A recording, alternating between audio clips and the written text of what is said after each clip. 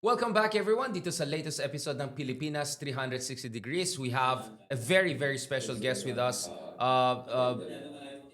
Sorry about that. Yes, thank you so much Senator Sonny Trillayan Yeah, kasi Richard. vlogger eh. Vlogger, nagsasabay-sabay yung live and everything like that. Senator, marami tayong pag-usapan. I mean, obviously some people caught some of our earlier interviews, pero whenever I'm with you, after episodes, mas marami ako naiisip ng mga scenarios, mga bagay-bagay. Mhm. Kasi parang nasa ano tayo, battle of the five armies tayo ngayon, di ba? May Yeah. admin side, may Duterte side, Mhm. may pink side, tapos may mga parang gusto nila military junta, and then may mga parang Bolshevik. My goodness, Mhm.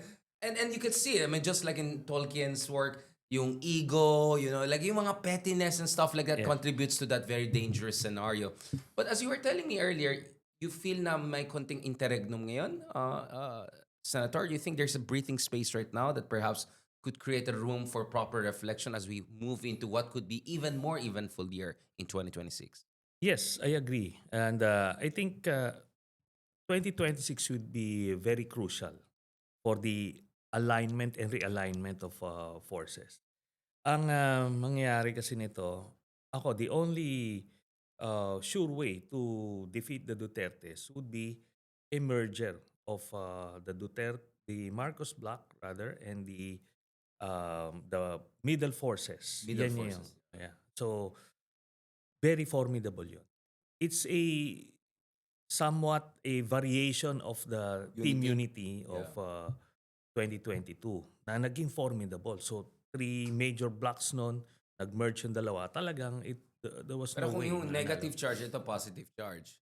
Para Yes. sa bayan, para sa Oo. demokrasya, Yeah, para sa supposed human to be. rights. O kasi, di ba, we would have to concede at this point that yung approximations nung 2022 that a Marcos presidency would be a nightmare for democracy. I think we were proven wrong na yung assumption nun ay pagpapatuloy ni President Marcos yung undemocratic ways of Duterte.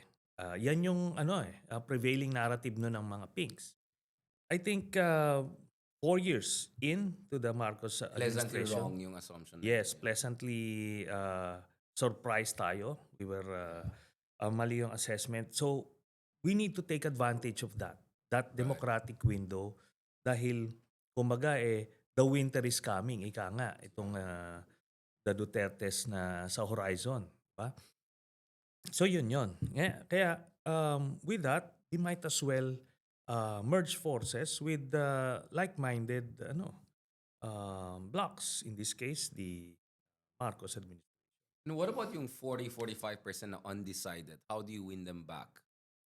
Ano yan ang I say back kasi marami sa kanila pink dati or nawala yes. ng interest sa politika. But ultimately, nag-step back lang naman sila kasi masyadong Magulo. hazy o Yeah. kumbaga blurred yung mga lines, ganon. But once sharp na yung dividing line, Right.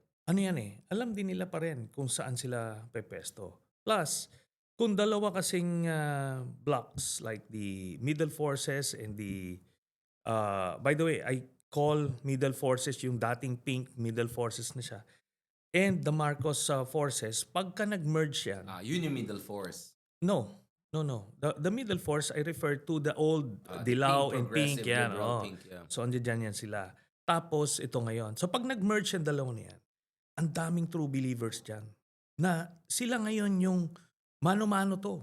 They will start poaching doon sa political, Undecided. yung undecided. Oo. So, the more true believers you have, di mas marami ka nagre-recruit on this side. Kaya sabi ko, maganda opportunity. Yan. Pero what kind of agenda they should put forward aside from saying hold the Dutertes accountable? I mean, we'll discuss that. They could get even a knockdown punch sooner than later. Pero in terms of agenda, ano pa dapat yung vision, policy agenda ng itong grand coalition na pinag-usapan natin, Senator? Ultimately, it's that kumaga age-long fight between good versus evil. Kumaga, sabi ko nga, we don't profess to be saints, di ba? Right. But definitely we're not evil. Itong kalaban, dapat makita yun ng tao. Kaya challenge yun, minumulat natin yung taong bayan. makikita mo, nandoon sa kanila eh. Bukod dun sa yung side ng whether ano ka, patriotic, unpatriotic, di Yeah. ba? That's the Team China, China Team and Philippines. Team Yeah. Philippines. Then, yung ano, talagang, ano ba to, sincerely corrupt na tinatawag natin. Ando doon yun sa kanila. Sindikato yun eh. That's the mafia governance na napakita na natin Right. the past so many years. Yun yung ano mo, kumbaga magiging antithesis ka of that uh, what they represent. So yun yung maliwanag na linya yun. And all the rest, syempre, yung mga slogans, ano na yan eh, ano na yan. But ultimately, Standard operating procedure. yes, but on the ground, sa bahay, sa workplace, sa palengke, sa Grab o sa taxi, yung engagements doon, person to person. Dito ka na. Dito ka kasi yan. Hindi maganda yan. Masama dyan. Dito ka. So, hindi ka self-righteous na magaling kami, mabuti kami. Kung hindi, that is a place you don't want to go to. Yun yun. Mm. That's the makikita mo yung line is going to be very, very clear to everyone. Kaya pagka nag-poach ka na, mabilis mo, mas marami ka makukuha. Kasi sila, anong magiging recruitment line nila when they try to poach yung mga undecided? Yung achievements ni Sara Duterte, di ba sabi niya she's gonna celebrate her achievements this year. Yun na, Pag-usapan niya yung kanilang good governance. So, it boils down to fake news. Di ba? So, yung fake news can only take you so far.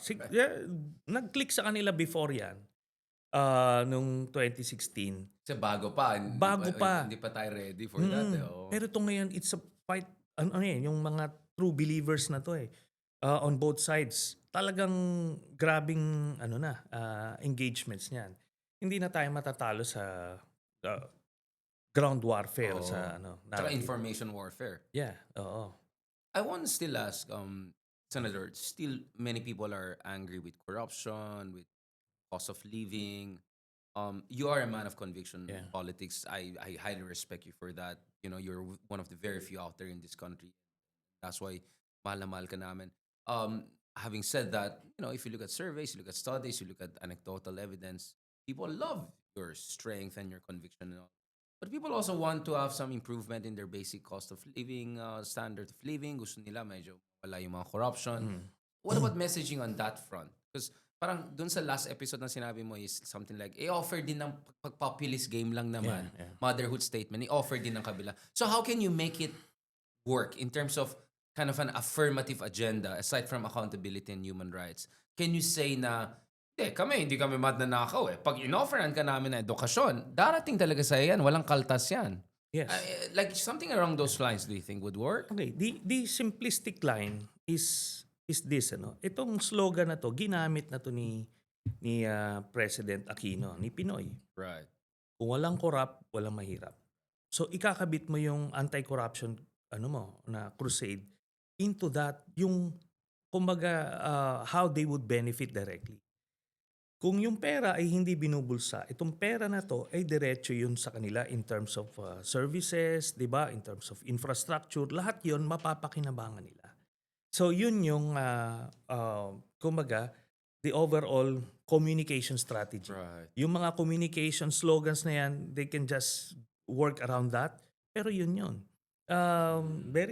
Babalikan lang natin yun. Kung walang corrupt, walang mahirap. Although kung wala rin kahirapan, bababa rin corruption. So you need prosperity, right? Alam naman natin, Yes, the more oo. developing countries, mas mababa yung corruption kasi mas magandang sahod sa mga opisyales, mas magandang korte, mas malakas yung institutions. So you need a prosperity agenda too, no? Yes, Senator. and it goes, it follows, no? Kasi ganito, pagka wala ng, di ba, pag walang corrupt, walang mahirap. Pag walang mahirap, sabihin, lalaki yung middle class mo. Yes. So, pag malaki na yung middle class mo, sabihin yung purchasing power, Yeah. mas malaki, tapos mas marami ka ng merkado for the businesses to flourish. Kumbaga, ganun na yun. Then, Virtuous cycle, yeah. more businesses na mag-flourish, mas malaking revenue ng government doon. in terms of taxes. Tapos, yung taxes na yan, more benefits na naman. Kumbaga, diretso sa kanila. Until makikita mo na, next thing you know, you're a developed country. So that's the framework. Di ba? Right. But it starts from, ang iba kasi, Mhm. napapansin ko, no, especially we've been teaching, di ba? Some of our think tanks or analysts who tend to overthink the problem. Ang sinasabi nila palagi, they're approaching, directing the blame on the system. Right. But really, it's the people. It's the people running that system.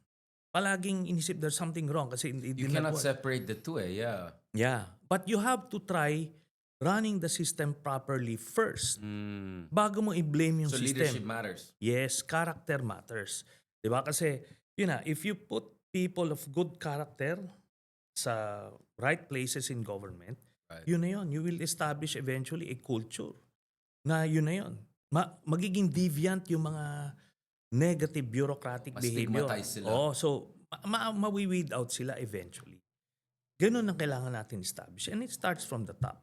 So hindi pwede yung niro-romanticize nung ibang mga thinkers kasi yung sabi na change starts with from within or the grassroots going up. In a developing country kasi tribal pa yung natin culture. We look up to leaders to set Set the the tone, pace. or Yeah, set yeah. the pace. So kaya top to bottom palagi ang change dito sa atin. If you get a good leader, mabilis ka agad yung change. Interesting. So ang thesis mo, Senator, is that because we're still in a developing country, we're not even upper middle income country, ultimately it's about decisive leadership and strong state. Yes. Yun yung maging engine of growth and development and democratization.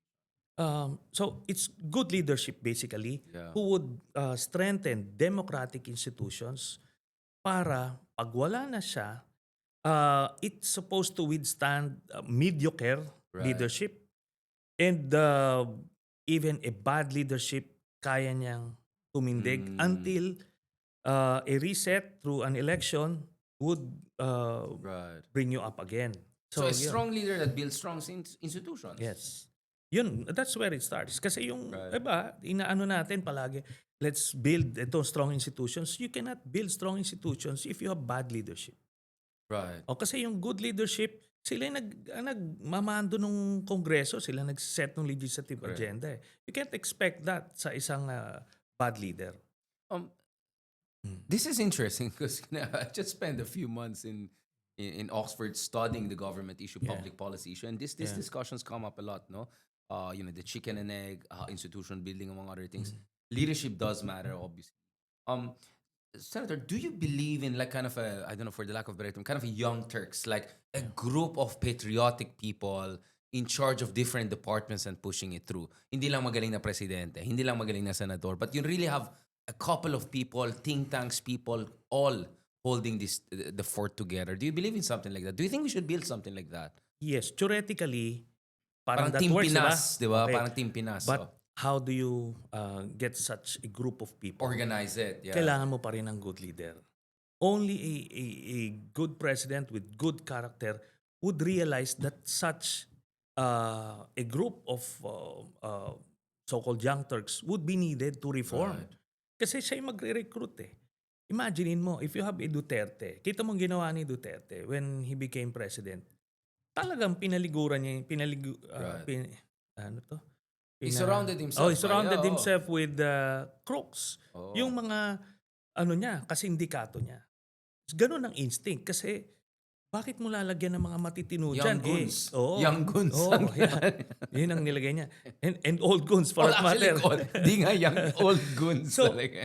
hindi kasi pwedeng, it's counter-intuitive. Yung crook ka, marami kang sindikatong iniisip, marami kang mga racket na iniisip. Then you would surround yourself with good people na, hindi ka makakagalaw nun. Correct. So, kaya nga, this is where it starts, then yung sinasabi mo na yun. Yung Young Turks Oh, who take then over. yan na. That's how uh, developed countries started from. It's a group of people na State builders, no? Oo. Kumbaga, nation builders. pero they were led. Let's say yung sa lang, sa founding fathers ng US Sure. Yeah. US government, di ba? Right. Oh. Ando doon sila. They had vision. But Right. ultimately they were led by Washington, who set the standard. They were ready to make him Pero democratic, no? We're talking about the Yes, democratic democratic. context. Not like authoritarian, communist, something like that, Yo. right? Yeah. And siya yung nag-set ng democratic Right. trend Precedence by Oh, not running by again. not running Yes. again. They were ready to Make him a king. Yeah, make him a king, literally. But he said no, No, we need to set the standard. And hindi nakalagay yun sa constitution nila until 2000s na you can only run for 2 terms. So it was just by tradition. And just to be clear, that US was way poorer than Philippines of today. Yes. And it was like a bunch of small colonies put together, threatened by Britain. Hindi pa first world ang US when they experimented with democratic republicanism. So Yeah. it could work Yes. in that case. Yun It could mismo. work. That's the working theory ng democracy. I was worried you'll mention na naman Lee Kuan Yew, Deng Xiaoping, yung mga ganun-ganun. Sabi ko, I'm glad you mentioned Washington, Yeah. George. Yeah. Because that's a very successful case of a liberal Republican experiment from the get-go. And now they're the world superpower. And no one matches them, yeah. Yes, and he showed that the ultimate power is the power to restrain yourself Right. from abusing power. Personal self-discipline. Yun. Yeah, kasi lahat ng mga tyrants, they missed out. Ang concept nila ng power is to impose themselves. Because they cannot control their greed, Yes. their fears, their paranoia, Oo. right? Pero Yeah. hindi nila alam yung pag-restrain ng power. That is the ultimate. Interesting. No, I really like, di pa natin pinagsasabi itong mga philosophy of leadership natin, no? And both of us, we teach public policy, political science. We can relate to that. So, my fellow professor, it's like, hindi na senator ang tawag kasi, fellow professor, we both taught at UP, obviously. Going back to this, I know this will eventually go to the discussion we're supposed to have, which is the real talk about sino bang leader of opposition. But let's talk about the dark side of this, the Dutertes. They are still the most successful political mobilization experiment in the past decade, if not since ever, in the Philippines, right? The cult following of Digong, the whole cardboards you see all over Hague, you were there, you saw it, all the signature campaign. Pwede natin silang pagtawanan, pwede tayo umiyak at their being so lost and all. But it is a successful model of mobilization, right? So, nevertheless, it is vulnerable. You showed that. Digong is most likely going to be archived for the rest of his time, right? Yes, yes. What is the lesson there? Oh, there is even an earlier lesson. Kasi, di ba, especially in relation to, I think what you're getting at is yung 2028, di ba, yung formidability of the Dutertes, ganyan. So, we concede na formidable sila, yung base sila. But the numbers that she has peaked eh. She has plateaued. Yeah. Nasa mid-30, sabihin mo na. Maximum Which is still high big, 30. I mean, just to be clear. Still- That's that's big. That's enough to get to become president. Yes. Yeah.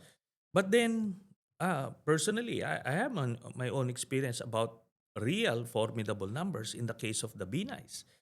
Interesting. Na 40% at some point. No, yeah. no. He got as high as low 80s nung mga 2014. For vice presidency? No, for president. Oh, in the- for presidency, right? In Yeah, the yeah, lead up to the 2016 presidency. Interesting. Binay, So at this point, At this this is 2 point, years before elections. yes. This is 2014, 2013, right? yes. Yeah, yeah. So, low 80s siya.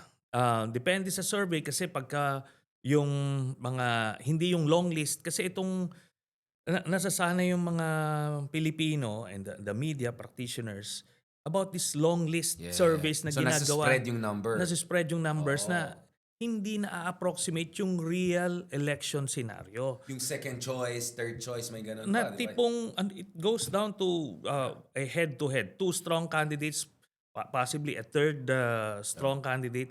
Yun na yun. You don't put in 12 15 people, yeah, names yeah, there na magkakasabay-sabay. Para yan yung standard eh. I don't know.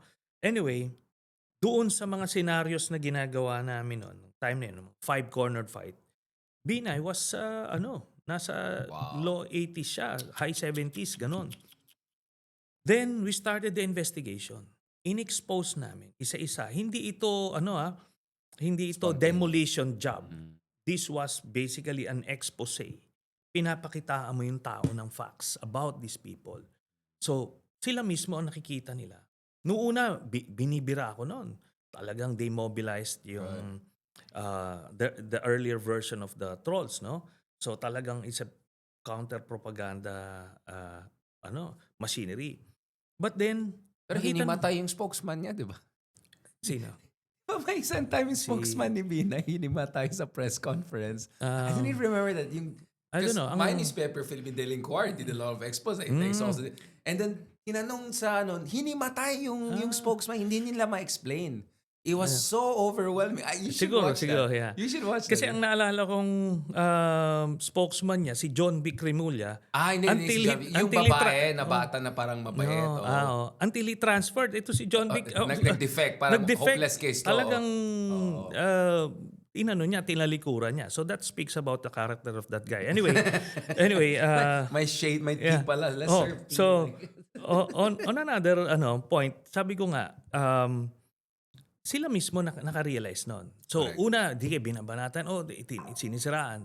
But we presented it na tipong, ito yun, you see for yourself. Hindi kayo niloloko. Nakita nila. Then they started turning away from Binay and started looking elsewhere. Interesting. So that was high 70s, low 80s. Ito nasa mid 30s. 30s na. Nag-plateau na ito. She's not wala siyang novelty factor. 'Di ba? She's a known quality or lack thereof.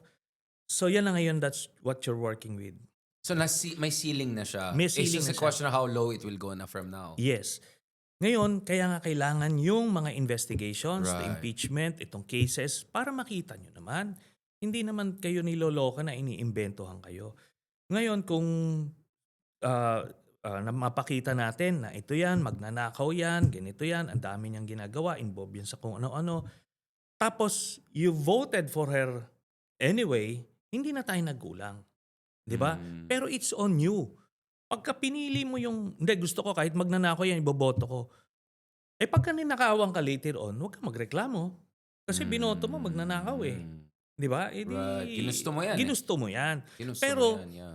sabi ko, teka muna, kahit ganun kasi, madadamay naman tayo na ayaw natin ng magnanakaw Correct. na mamumuno. Kaya, let's do everything we can now para to make sure hindi mangyari yan.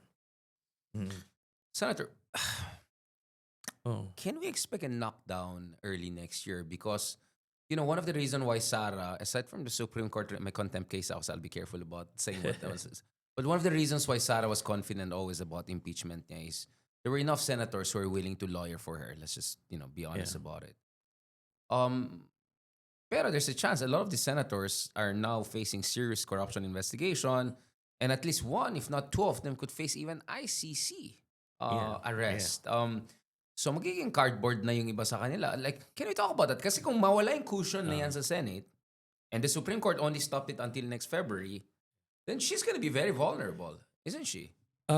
Yes. At least politically. I mean, at least politically. In terms of at least lalabas itong mga articles of impeachment na hindi din-discuss last year. This year, by the way, earlier this year. Yes. Una-una, hindi na maiiwasan yan.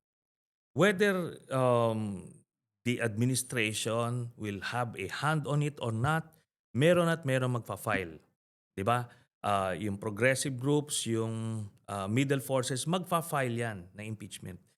Ngayon, because of the Supreme Court ruling, kailangan magkaroon ng hearing. Correct. So you'll have 60 days of uninterrupted hearings na walang DDS senators na mag-i-intervene Exactly. to defend walang her. abogado. Walang mag-aabogado. Sa House ito. Parang Quadcom type hearing ito. Correct. So mangyayari yan for at least the next 3 months hanggang Holy Week na naman yan. Then, doon mo na ngayon makikita kung iaakyat yun, iaakyat sa Senate or not. it will go down to a vote, di ba? O pag umakyat sa Senate, titingnan ngayon yung demeanor ng mga senador. So, pag lumabas yung mga evidence, the people themselves will Right. be the judge. Ngayon, sila, representatives of the people, kailangan magre-reflect yung decision Yeah. nila dun sa opinion nung taong bayan. Na Kasi base doon sa expose na dun evidence-based. sa Just to be clear, evidence. this is not Yeah. popularity contest. And sa Yeah. trial kasi yun eh. Yeah. Unadulterated truth ang lalabas. So unfiltered, walang mga vloggers. Yung mga vloggers Yeah. yung mga Duterte vloggers, they can obfuscate after the fact. Oh, Pero kung nanonood ka the ng main live, show, yeah. ano yan? At that's going to be And no blogger can match the numbers. I mean, yes. my peak number was 9,000 live. These ones do like 30,000 live yung Quadcom Yung last year. Quadcom. Grabing daming nanood. Pero pagka impeachment yan, through the roof yan. Through the roof yan. Kasi ano to, Yun na live, yun. may free TV, so magko-cover ng vlog. So kahit na anong bola mo after, imi-misinterpret mo, isi-spin mo, Damage is teka done. muna, nakita na namin eh. Hindi mo kami maloloko. So yun ang gusto Baka natin matakot ma-achieve. pa nga yung ibang vlogger kung masyadong booking na, hindi na nila ano yun. Parang Yes. masisira din sila eh, Oo. diba? But they need to do that just the same to hold on to their fanatics.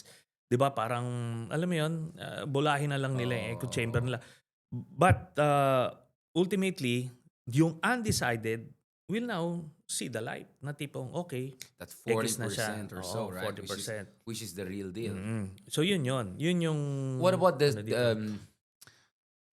I have to be careful kasi na persona ng grata na ako sa Mindanao. But Yeah. the solid South element.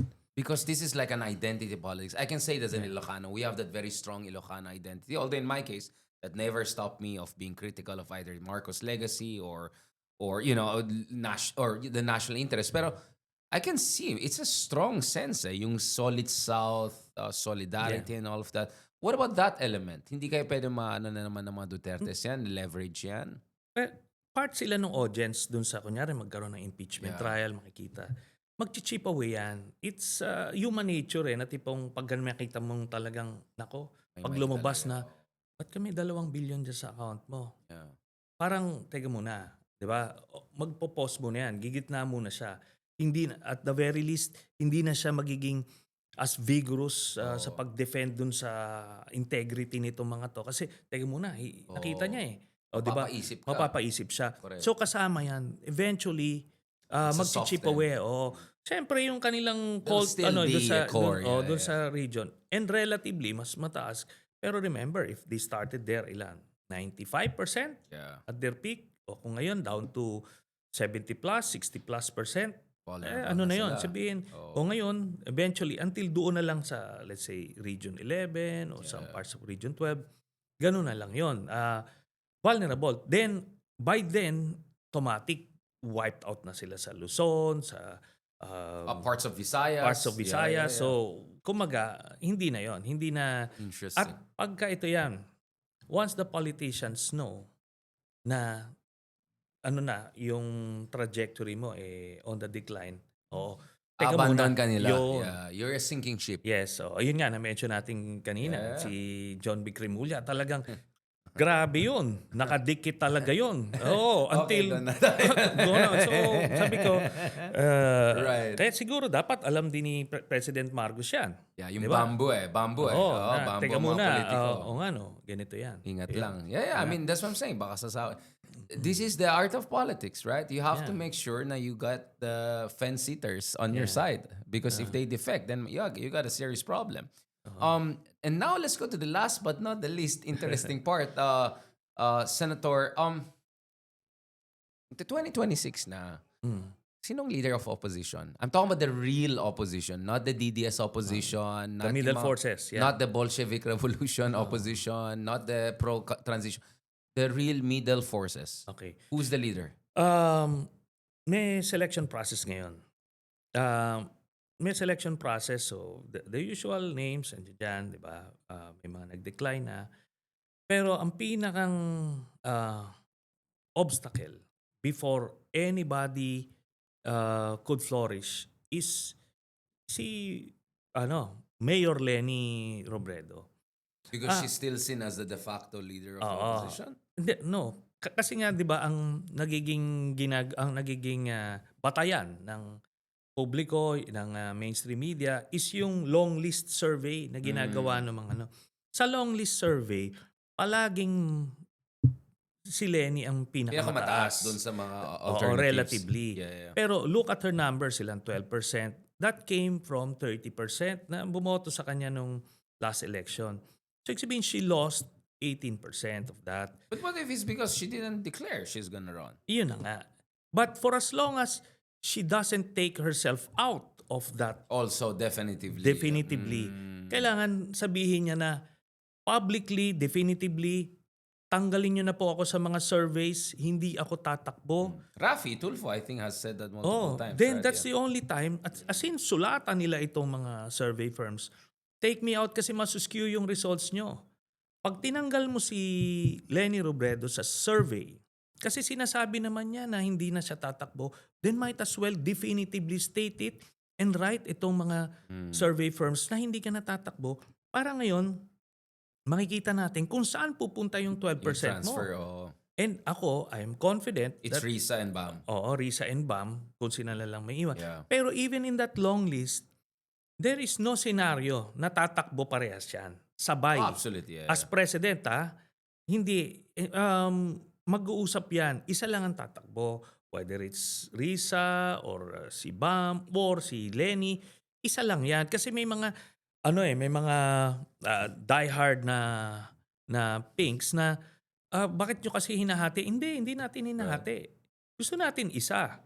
Pero kailangan magsabi na kung sino hindi tatakbo, mag-giveaway at endorso na kung sino yun.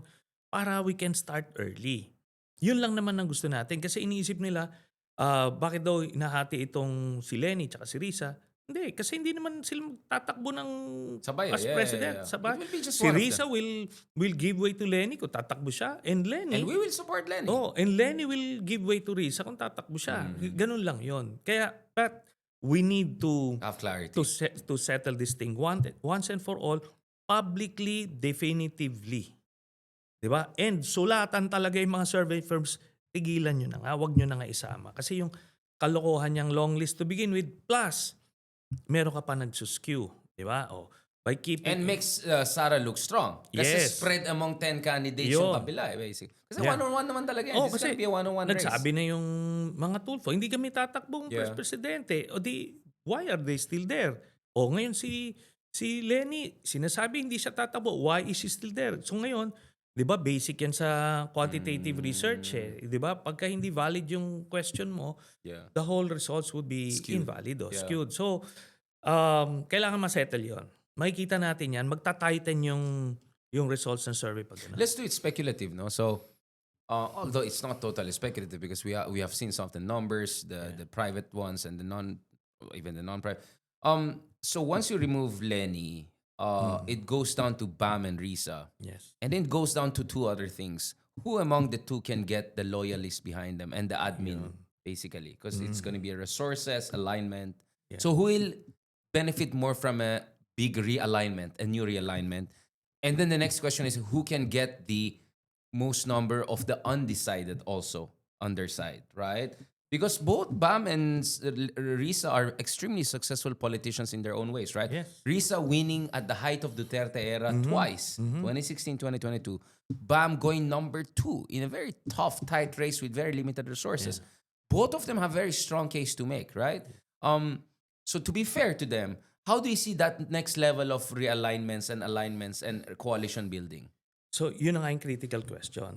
Ang karamihan kasi, tinitignan nila yung kung ano yung situation ngayon na tipong mukhang mas malakas si Bam, mas malakas si ganito. Hindi na tinitignan yung ceiling. Exactly. Di ba? Kasi magkakaroon ng realignment of forces. Ngayon, kung ang objective natin merger of two blocks, Big coalition, yeah. I'll be honest, I don't see the Aquinos Being backed by the Marcoses loyalist base. Yun, kumbaga, historically, malalim masyado yung sugat nun. Kahit na itaas ang kamay ni Bam ni BBM. President Marcos. Which I don't think Bam will also want to. Oo. Given their family Yun. legacy issue, So, right? Yeah. may mga misgivings pa rin yung mga Both sides. I think both it's sides. So, mutual. hindi Yeah, pa rin. Kumbaga, hindi rin makukuha yung buo, yung transferability ng buong Marcos Block. Kasi, which is 15% at least. oo, Oo. ganito yan. Either Bam or Risa, kung sila lang yung candidate, either of them, close to 100% ng middle forces makukuha Oh, yeah. nila. Regardless. Regardless. So, Each of them will tapos, i-endorse din sila ni Lenny. O, di, okay Boom, na yun. that's it. Ang- That ang- gives you 15 to 20, but that's Oo. not enough to beat Sara. Yes. Ngayon, ang critical itong Marcos Block. Sino yung pwedeng makakahila ng mas malaking percentage? So, yun na nga. Kung si Bam yan, mababa yung Mas ceiling. malabo, Mas oo. mababa yung ceiling Mm. mo. So, kay Risa yan, being at least walang historical ties, yung na ganon. Risa may be an activist, Progressive, yeah. progressive, Yeah. but sabi ko nga, if merging or uniting with the Marcos base would be the way to serve at maayos na natin itong bansa and to prevent the other camp from winning, Yeah. I think kaya niya yon. And Risa has shown her decisiveness. Alice Go, Yes. all of these Oo, gangsters lahat have been yun. through. Oo. Yeah. So, yun. It's a means to an end. But I think she would be open to that. And the Marcos base would be more welcoming Yeah. sa kanya pagka ganon. Yun lang ang take ko dyan. Kaya, So yun in ang short, target. parang Risa, I think, let's be objective, has the lowest ranking dun sa long list. Not even. I think tabla naman sila ni Bam. No, I mean, I'm talking about the Yeah. top three, like Lenny, Bam. Oh. But in terms of ceiling and potential and, Mas mataas and siya. coalition building, actually, she has the highest ceiling, Yes. which is not being seen or analyzed properly. Yes. So in short, she's the most underestimated but with the greatest potential among Yeah. all the candidates. That's your argument. Yes. And may ano na dyan 'di ba may fable na dyan about yung matching at saka yung pagong na ang yung correct. saging na gusto nila ang kinukuha yung may dahon na. Oo. Kasi iniisip nila ando doon na itong isa may ugat. Yun, we should learn from that. It's very That's basic. a good Oo, analogy. Yeah. And pagka nag-realign yan, dito na tayo. Kasi if it's a head-to-head, Sara, Risa, ano pa bang, what's there to think about? Di ba? Mm. Of course, kailangan din, if it's a broader coalition, kailangan din medyo, Inclusive. may meeting of the minds dun sa programa. Do you think at the very least it would be nice for them to all have some picture, press conference for New Year, some videos together, parang yung Checky Bam na ginawa nila, just to show na it's all the same team pa rin eh. Yun nga ayoko eh. Like people are worried, wag natin pag-usapan, divisive yan. Like, ano ka ba? This is standard politics. Wag na kayo magpolitika, di ba? Beauty pageant na lang kayo. Ngayon na nga, actually sa beauty pageant nga, competitive din sila, di ba? Sino ba? Who are you referring to? No, there are lots of people saying, hindi, wag na, maging mukhang epal yung mga politician if they'll try to connect this to 2028. Kaya matuwa tayo na they're on the sidelines. Kasi literally on the sidelines mga pink leaders, di ba? Nung mga rally-rally. Mga nandyan sa yung stage ko, kaibigan kong vlogger si Kristan, si Miss Universe Catriona. But okay, Bishop Ambo, but Cardinal Ambo is a spiritual leader. He's not gonna run for president. He might be the next pope, God willing, but you know. Yes, but ito nga I think you would be remiss on your duty Yeah. and moral obligation kung hindi mo tinitignan yung 2028. Kasi that's the ultimate battle. The battle of all battles. Kasi existential yun. Ngayon kung iniisip mo, layo pa yan, then there's something Paano wrong siya with you. maging malayo? 2022 pa lang, si Sarah already declared herself as the next president. Yun na nga. Yung iba kasi may ganun drama Hindi ko pa. maintindihan May yung- ganung pretensions pa. But iba yung kalaban. I do not underestimate the Dutertes. Kaya nga, No, we don't. every day, di ba, na makakaisip ako ng way to chip away from their base, ginagawa ko. Kasi alam kong Formidable pa rin 2028, sila, yeah. tsaka 2028 will come sooner than you expect. Absolutely. I mean, it's already shaped. I mean, game theory, di ba? Yeah. Shadow of the future. It already shapes what you do now based on your expected future. You were talking about fence-sitters. Yeah. A lot of reason why fence-sitters nag-aabogado kay Sara is because tingin nila siya yung next president, so you don't want to mess with her. Yes. So if you shape their vision of the future or experience, that shapes their actions now. And this is classic game theory. Yes, and that's actually what we witnessed nung kay Binay nga. Correct. When his numbers collapsed, talagang nagtakbuhan yung mga ano. Nung una, ando doon na lahat eh. King in waiting eh. I Nagka-courtesy remember na those sila days. doon. Yeah. Pero nung nag-collapse yung numbers, suddenly, nag-open yung field, nag-realign. Kumbaga, Tapos nanalo si Digong. yes. But sabi ko nga, teka muna, hindi na kami nagkulang doon, di ba? Oo. And unknown, kasi siya, unknown entity siya eh. Yeah. Kaya Black Swan nakalusot siya eh. Oo, yun. Out of nowhere, bigla siya eh. Pero ngayon, unknown entity na, dapat naman. At archive na. Oo. Oo. Last part of our discussion, Senator, patapos ng taon, I think this is time for some reflections. How was 2025 to you at the personal level? Like stress management, aspirations, hopes, prayers. Are you processing it? Are you giving yourself time to reflect on it? I think 2025 was a milestone year. Mm. Kasi yung patriarch nila napakulong eh. Diba? And we thanks to did you. it. Thanks Yeah. to you and people like you who And, push the communications at it's that. it's a collective effort but we did it, 'di ba? Yeah. So kasi material 'yon. Kung hindi napakulong si Duterte nung March, yung kaguluhan nung the past few months, baka natuloy yung withdrawal of support. Yeah.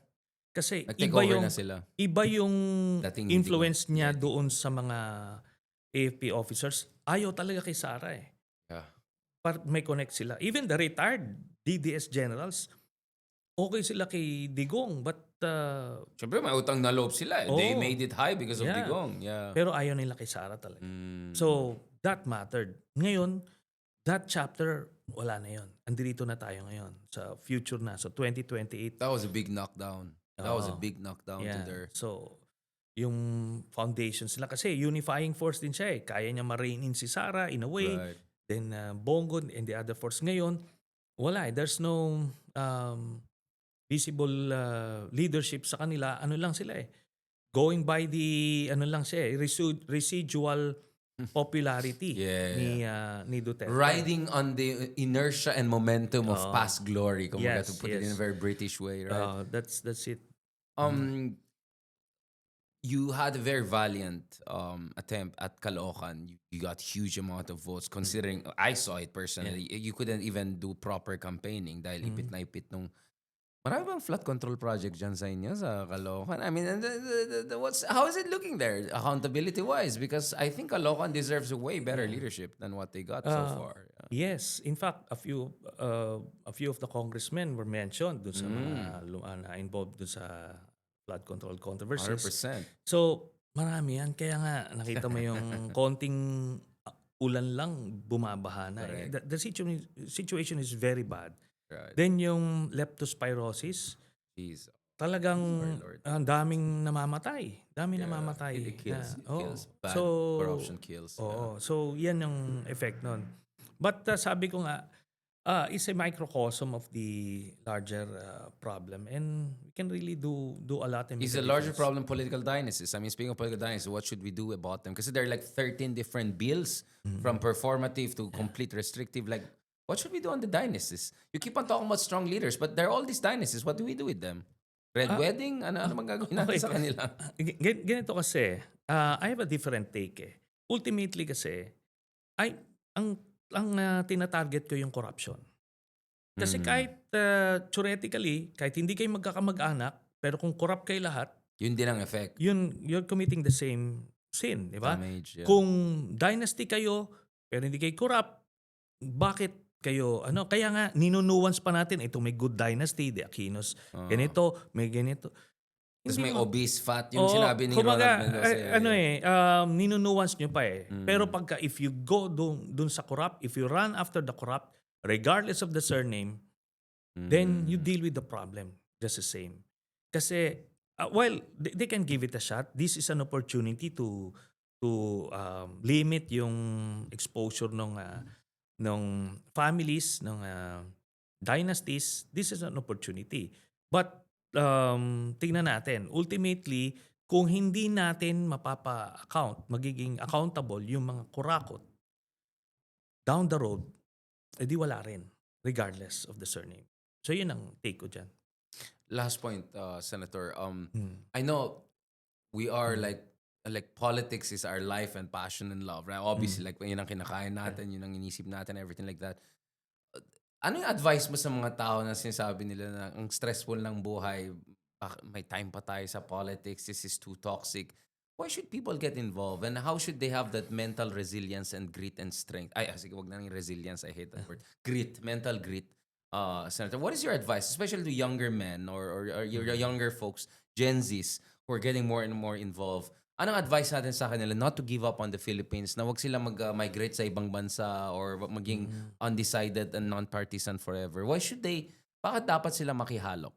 What is out there for there? I think because of the social media age, hindi mo na kailangan sila sabihan kasi meron silang self-realization. Correct. Kaya nga sila, they came out in 2025, they're Yes. coming out ngayon nung sa US, 'di ba? Right. Kasi meron silang way of communicating among their Correct. the members of their generation. And it's going to happen again in 2020.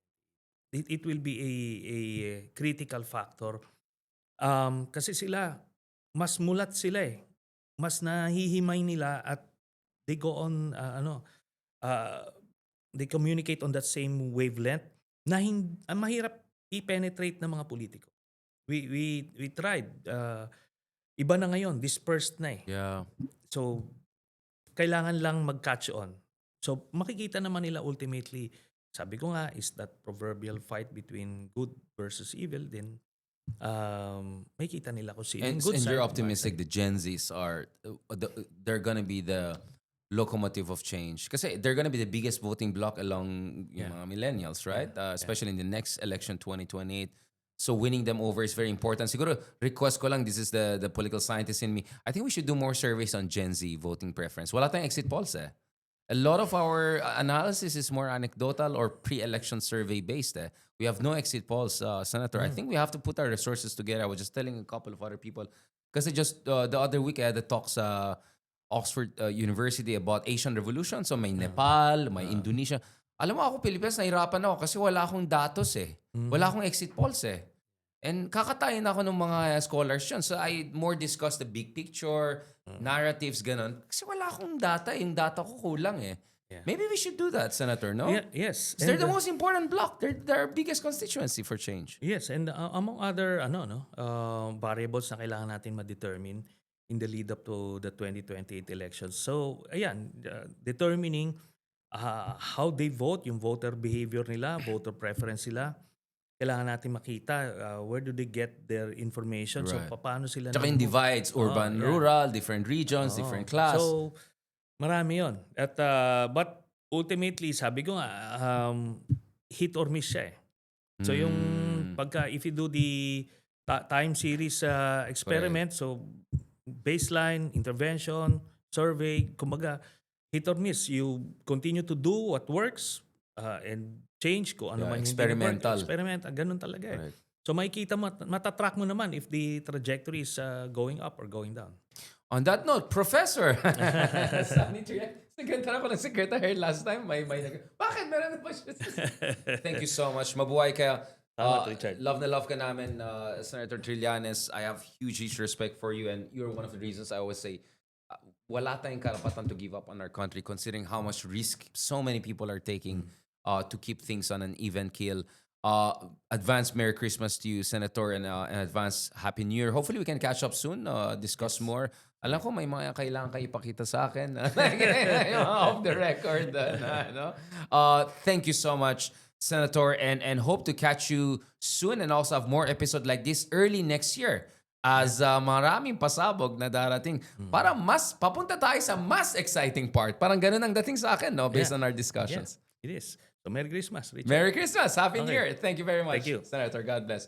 So on that note, again, thank you so much for joining itong latest episode ng Pilipinas 360 Degrees with our very, very special guest, Senator Sonny Trillanes.